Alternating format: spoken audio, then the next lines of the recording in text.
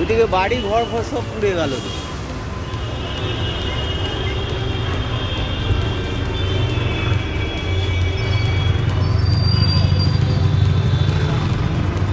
Gas cylinder phone করো বাসুকে। বাসু কই?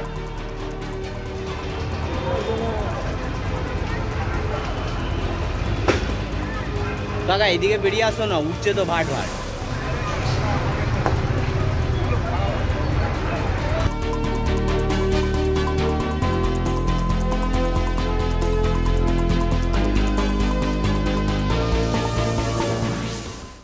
এদিকটা মারুন, ডান দিকটা, বাঁ দিকটা, বাঁ দিকটা, ডান দিকটা মারুন, বাঁ দিকটা মারুন।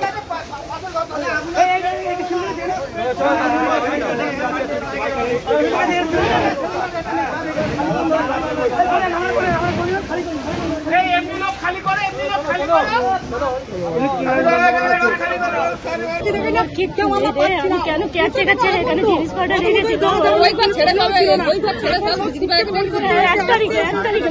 এক তারিখে জিনিস কটা আমি রেখেছিলাম। আগুনটা লেগে তো আমরা বাইরে ছিলাম, ঘড়ির টাইমটাও দেখতে পারিনি। এখন হতাশ হয়ে গেছে, ছুটেছি বসে বসে।